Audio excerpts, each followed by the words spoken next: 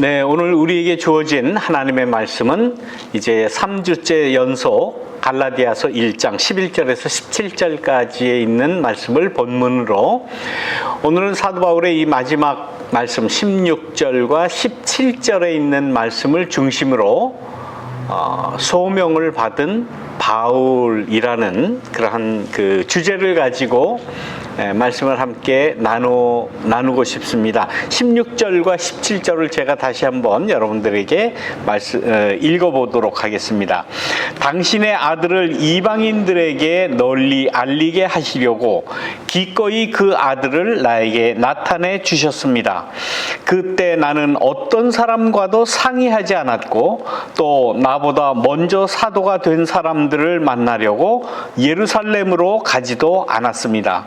나는 곧바로 아라비아로 갔다가 다시 다마스커스로 돌아갔습니다. 이 두 절에 있는 말씀, 그냥 언뜻 보면은 사도 바울이 자기의 그 사역을 시작할 때의 그러한 일정을 그냥 단순하게 이야기하는 것 같습니다. 그러나 이 말씀 안에는 우리가 갈라디아서 1장 1절부터 혹은 11절부터 쭉 지금까지 3주째 알아봤던 대로 하나님께서 나를 택해 주셨다라는 그러한 확신, 그리고 예수 그리스도로 말미암아 내가 확신을 얻게 됐다라는 자기 확신, 그리고 그 다음에 오늘 본문 16절과 17절을 중심으로 그러면 나는 뭘 할 건가, 어떤 일을 할 건가, 그 일을 가장 효과적으로 할 수 있는 길이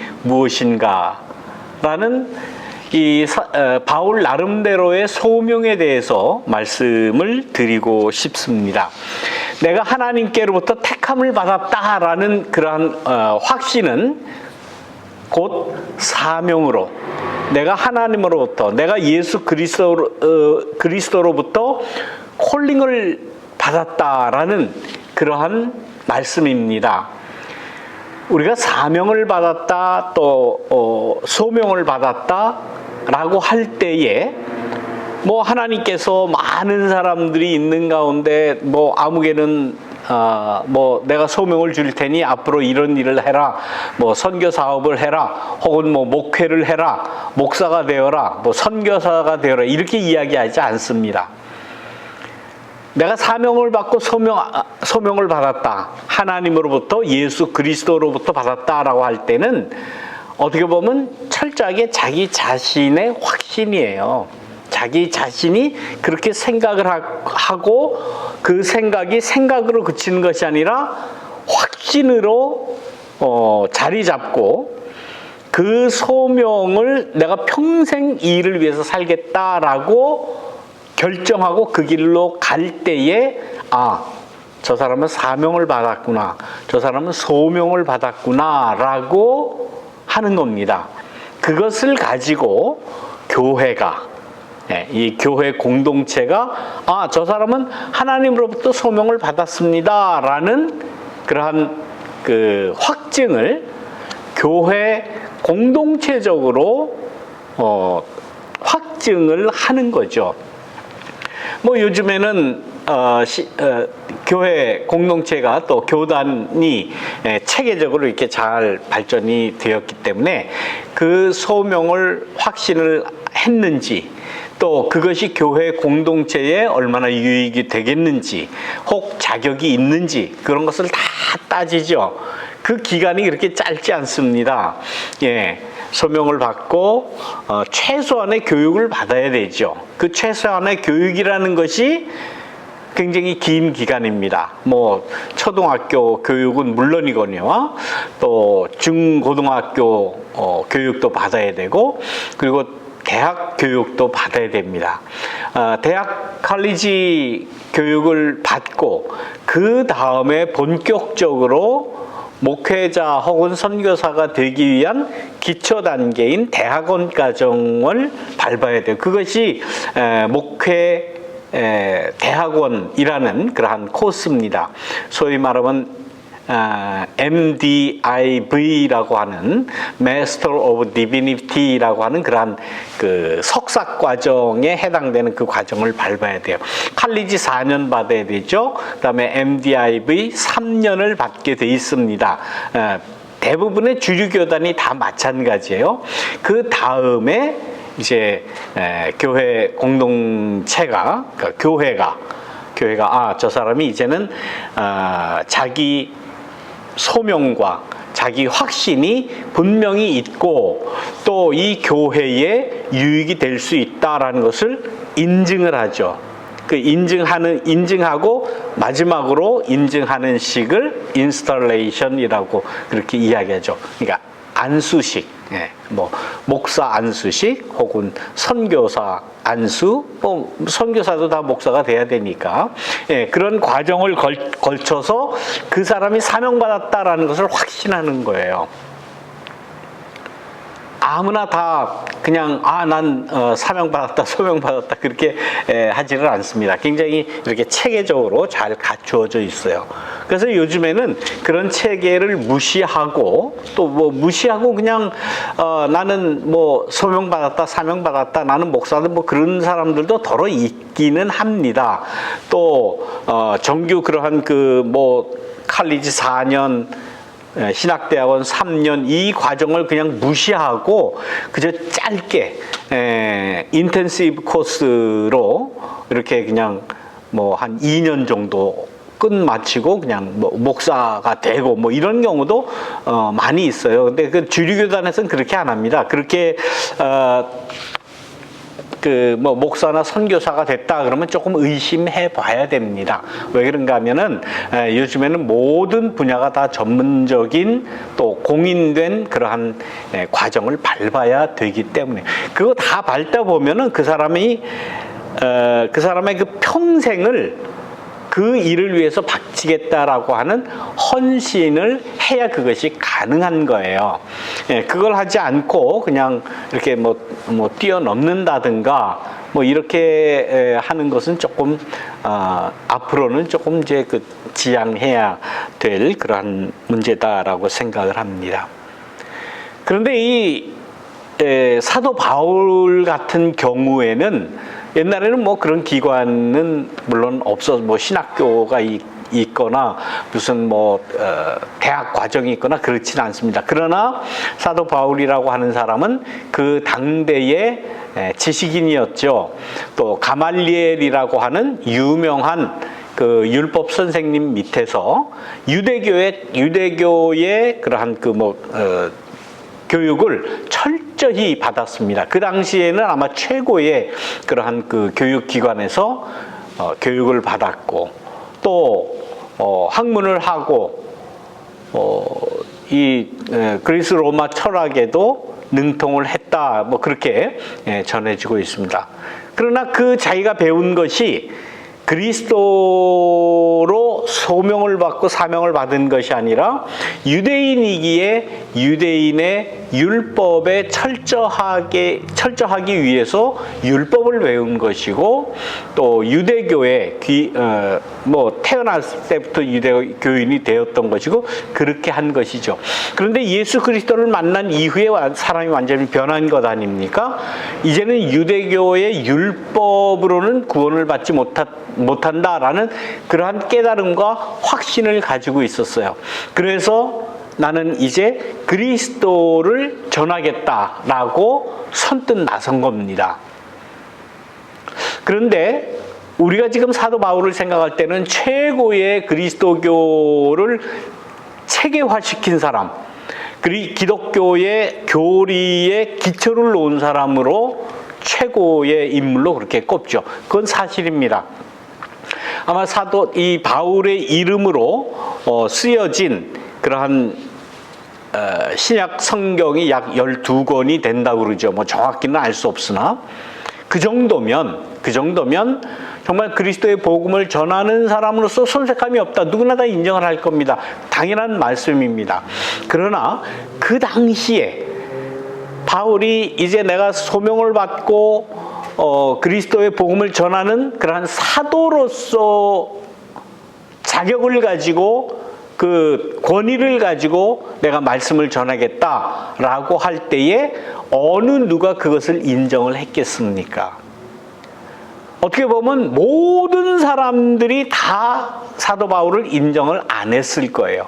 우리는 지금 뭐 사도 바울의 글을 뭐 로마서, 고린도전후서, 갈라디아서 뭐 등등 여러 가지 12권이나 되는 신약 성경에 나오는 사도 바울의 글을 접하고 그 영향을 받았기 때문에 사도 바울 그러면 우린 뭐 우리의 그리스도 교회 최고의 그 사도다.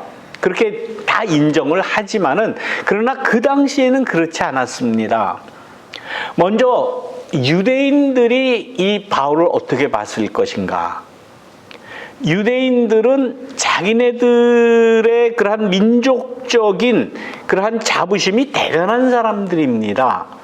그렇기 때문에 이 유대교에 조금이라도 그 해를 끼치면은 그 사람은 그 유대교에서 인정을 하지 않지요.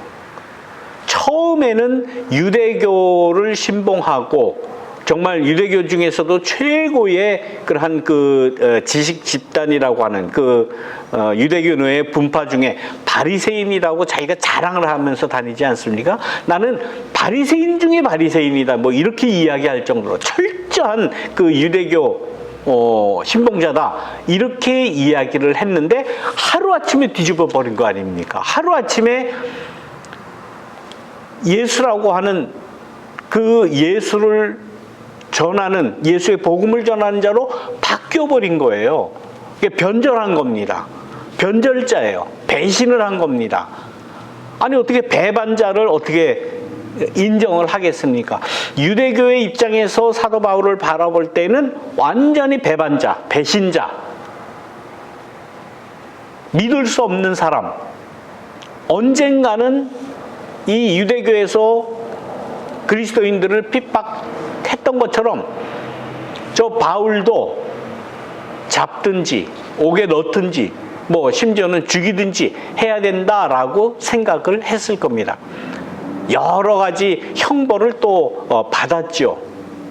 아무튼 유대교인들의 입장에서 보면 사도 바울은 종교적인 배반자예요. 인정할 수 없는 겁니다. 그러나 이 사도 바울은 나는 이제는 예수 그리스도만을 전하겠다. 내가 전에 가졌던 바리새인이라고 하는 것, 또 바리새인 중에 바리새인이고 율법에 능통하고 뭐 가말리엘 문화에서 공부를 했던 거 다 배설물같이 여기겠다라고 부인을 한 것 아닙니까? 그리고 예수 그리스도만 전하겠다. 그러면 예수 그리스도를 믿는, 예수 그리스도를 따르는 기독교인들, 그리스도인들은 사도 바울을 어떻게 봤을까? 우리는 다 찬성하고 다 뭐 쌍수를 들어 환영을 하고 뭐 이렇겠지라고 생각할지 모르지만은 그 당시 초대교회 바울이 처음 예수 그리스도의 복음을 전할 그때는 그렇지 않았다는 거예요. 아직도 바울이 누군지를 사람들이 다 알아요. 그리스도인들을 핍박했던 사람, 예수 믿는다고 잡아서 옥에 가두었던 그러한 무시무시한 그런 사람, 저 사람을 내가 어떻게 믿겠어? 저 사람을 내가 어떻게 내 형제로 맞아들이겠어? 그게 그렇게 쉬운 문제가 아닙니다. 그리스도인들 가운데는 아직까지도 자기의 어머니, 자기의 아버지가 저 사도 바울 때문에 옥에 갇히고 죽기도 한 사람이 널려 있는데 어떻게 받아들여요? 뭘 믿고 받아들입니까? 뭐 실적이 있어야지. 자기 혼자 난 갑자기 변했다. 그걸 어떻게 입증을 하겠습니까? 그 쉬운 문제가 아닙니다. 다시 말하면 내가 이제 예수님의 복음을 전하겠다라고 할 때에 유대인도 혹은 그리스도인도 이 바울을 곱게 정말 순수하게 당신이 그 그리스도로부터 사명을 받았다는 거 나 인정합니다. 이렇게 이야기하는 사람이 없었다는 거예요. 그래서 오늘 본문 말씀을 보면 그런 말씀을 하지 않습니까? 내가 나보다 먼저 사도된 사람들을 만나려고 예루살렘으로 가지도 않았습니다. 그리고 그 위에 그때 나는 어떤 사람과도 상의하지 않았습니다. 어떤 사람에게 내 입장을 이야기하고 대변하고 나 이제 회개했습니다. 나 이제 새 사람 되겠습니다. 뭐 이런 이야기 하지 않았다는 거예요. 누구하고도 상의하지 않고 또 자기가 인정을 받기 위해서는 어떻게 해야 됩니까? 가장 큰 교회라고 할 수 있는 예루살렘 교회를 가야 될 거 아니에요. 거기 가야 베드로도 있고 또 예수님의 제자들도 있고 그 사람들하고 친하고 그 사람들로부터 인정을 받고 뭐 이래야 사도가 되는 것인데 그렇게 하지 않았다는 겁니다. 나는 오로지 내가 받은 사명, 내가 받은 그 소명에 철저히 하고 내가 할 수 있는 일을 하겠다고 아라비아로 갔다가 다메섹으로 갔다는 거예요. 다시 말하면 이방 지역을 돌아다닌 겁니다. 이해가 되질 않아요. 먼저 그 복음의 말씀을 전하기 위해서는 아마 모든 사람들이 다 그렇게 생각을 할 겁니다. 예루살렘으로 먼저 가야 된다. 예루살렘 교회 가서 예수님의 그 제자들을 만나고 베드로한테 인정받고 야고보 요한에게 인정받고 그 큰 제일 그 크다고 하는 그러한 그리스도교 공동체에서 인정을 받는 것, 그래야 내가 복음을 전하지 않는가. 누구나 다 그렇게 생각을 할 겁니다. 지금도 마찬가지죠. 내가 목사가 되겠다 그러면 칼리지를 일단 마쳐야 돼요. 그리고는 신학대학에 들어가야 돼요. 그리고 그 과정을 마치고 여러 과정을 거친 이후에 목사 안수를 받아야 그 다음부터 말씀을 전하는 그런 목사로서 일을 할 수 있는데 그 당시에는 그럴 사정이 되질 않았습니다. 사정이 그런 그 체계가 안 돼 있기도 하지만은 유대인들로부터도 배척을 받고 자기 민족 유대인들로부터도 배척을 받고 그리스도인들로부터도 배척받았고 인정받지 못하고 나아가서 인정받으려고 하지도 않았다는 거예요. 사도 바울은. 나는 오로지 아버지께서 그 아들을 나에게 나타내 보이신 그것을 나는 이방인에게 전하겠다. 이방인의 사도로 나는 부름을 받았다라고 자기 스스로 자기의 사명, 자기가 받은 그 소명을 자인하는 거예요. 여기에서 굉장히 중요한 그러한 포인트를 우리가 생각할 수 있습니다. 우리는 많은 기존의 어떤 체제나 시스템이나 어떤 그러한 학제나 이런 거에 의해서 공인된 사역자가 되어야만 이 하나님의 일을 할 수 있다라고 생각을 합니다. 그러나 사도 바울은 그것보다도 더 먼저 더 중요한 것이 뭔가, 내가 하나님으로부터, 내가 예수 그리스도로부터 내가 선택함을 받고, 우리가 지금 지지난주부터 지금 하나님으로부터 택정함을 받았다, 하나님에 이끌려서 내가 선택받았다라는 그러한 그 이야기에서 지금 계속 이어지는 것 아닙니까? 거기에 철저한 겁니다. 거기에 철저한 거예요. 그리고 스스로 그럼 내가 뭘 할 건가? 내가 유대교에 가서 유대교 사람들에게 이 말씀을 전하고 예수 그리스도를 전한다고 하면 누가 들어주겠습니까? 저 배신자 온다, 저 배반자 온다 라고 잡아서 죽일지도 모릅니다. 말씀 전하는 건 둘째치고 잡혀 죽을 수도 있는 거예요. 그렇다고 예수 그리스도를 전한다라고 할 때에 예수님의 제자들, 예수님을 따라다니는 많은 사람들, 예수님을 경험했고 예수님의 부활을 경험했고 교회 공동체를 이룬 그 그리스도인들이 나를 받아줄 건가? 안 받아준다는 걸 너무나 잘 알아요. 네가 언제부터 예수 믿었냐? 네가 예수님의 그 복음을 전한다고 하는 걸 우리가 어떻게 알 수 있느냐? 너는 예수 믿는 사람들을 잡아 죽인 사람이야. 붙잡아서 옥에 집어넣었던 그야말로 적그리스도라고 해도 시원찮을 그런 사람이야. 그 사람과 그 사람들에게 가서 예수님이 이렇습니다, 저렇습니다. 뭐 앞으로 이 그리스도의 복음을 위해서 어떤 교리적인 체계를 세워야 되겠습니다. 무슨 교리가 이렇습니다. 로마서, 갈라디아서, 고린도전후서 등등등등 여러 가지 그런 책을 아무리 많이 써가지고 이야기한들 효과적으로 먹히지 않을 것을 분명히 알았다는 거예요. 그러면 여기도 안 되고 저기도 안 되고 유대교에 들어갈 수도 없고 그리스도의 공동체에 들어갈 수도 없고 그러면 아무것도 안 할 것이냐? 그러기에는 이 바울이 생각하기에 내가 받은 소명이 너무 크다는 거예요. 너무 크고 너무 확실하고 그야말로 내 인생을 완전히 180도 바뀌어서 난 이 말씀을 전할 수밖에 없다라고 생각을 하고 그리스도의 복음을 전하는 데는 다른 방법, 다른 용도, 다른 길을 갈 수도 있다라는 그러한 나름대로의 진로를 찾았다는 거예요.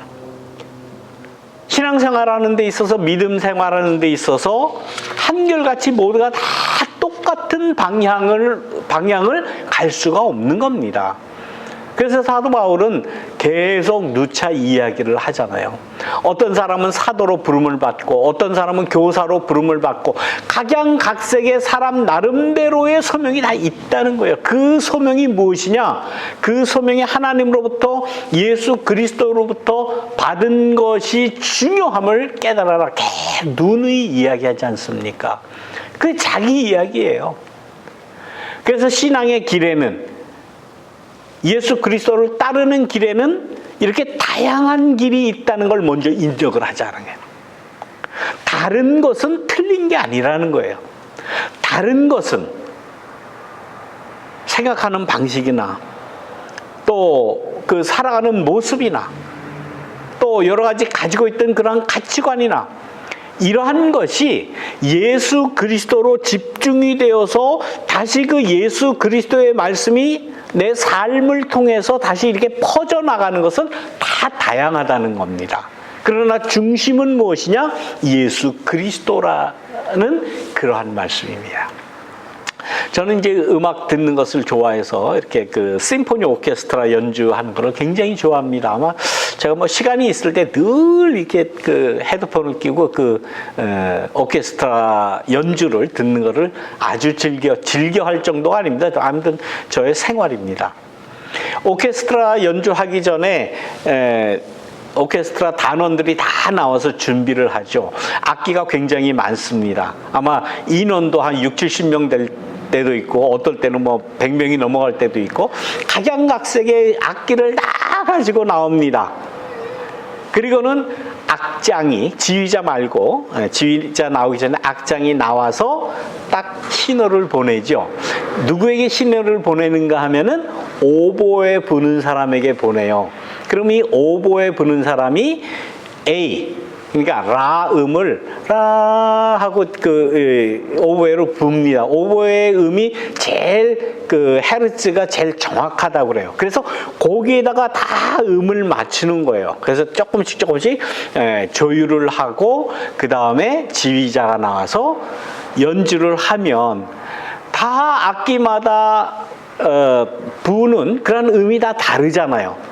다 음이 다르고 음색이 다르고 그러나 그것이 모였을 때에 정말 기가 막힌 그 교향악이 흘러나오는 그것을 여러분들 아마 다 아실 겁니다. 그 교향악단이 하는 그러한 연주도 얼마나 멋있습니까? 그러나 악기는 다 달라요. 뭐 타악기도 있고 현악기도 있고 뭐 관악기도 있고 다 가지각색의 악기로 연주를 하지만은 지휘자에 따라서 또 작곡된 그 곡에 따라서 여러 그 아름다운 곡을 연주할 수 있는 것 아니겠습니까? 사도 바울의 이 사역이라고 하는 것이 그렇습니다. 누구에게도 확실하게 인정을 받지 못했지만은 그러나 내가 가지고 있는 그 소명, 그 사명, 이거 하나 붙잡고 예수 그리스도 한 분 붙잡고 평생을 살아갔던 거예요. 그러니 다른 말씀에 보면은 유대교 사람들이 사도행전 9장 15절에 나오는 말씀인데 이 바울을 잡아 죽이기 전에는 내가 밥도 먹지 않겠습니다라고 그렇게 할 정도로 그야말로 바울을 잡으려고 하는 그러한 TF, 요즘 말로 하는 TF, 태스크 포스를 구성할 정도였어요. 그러니 어떻게 그 사람들과 같이 효과적으로 이 자기가 받은 사명을 이룰 수가 있겠습니까? 그 길로 가지 않았다는 거예요. 유대교로 다시 돌아가지 않았고 역시 그리스도인들에게도 마찬가지입니다. 내가 인정받으려고, 내가 무슨 라이센스를 받으려고, 뭐 안수를 받으려고 그렇게 안 했어요. 그냥 이 일을 그냥 하겠다. 그래서 아라비아로 갔고 다메섹으로 가겠다는 거예요. 직접 뛰어드는 거예요. 직접 뛰어드는 그 길이 이 바울에게서는 정말 쉽지 않은 길이었다라는 것을 우리가 누구나 다 알 수 있는 것입니다. 우리 모두는 다 하나님으로부터 택함을 받은 사람입니다. 2주 전부터 말씀을 드렸어요. 내가 하나님으로부터 택함을 받았다고 하는 그 소명, 그리고 나의 삶의 모습을 예수 그리스도의 그 삶의 모습으로 내 삶을 바꾸어 가겠다라고 하는 그러한 확신, 그리고 나는 나 나름대로의 복음을 전하는 자로서 내가 할 일이 분명히 있다라고 하는 그런 확신을 오늘 한 가지 더 가지시라는 말씀입니다. 누구도 인정 안 할 수 있어요. 누구도 인정해주고 확증해주지 않습니다. 내가 그냥 하는 거예요. 내가 그냥 따라가는 거예요. 예수 그리스도의 삶을 사는 거예요. 그것에 잘했다 잘못했다 누구도 판단할 수 없다라고 하는 그런 확신,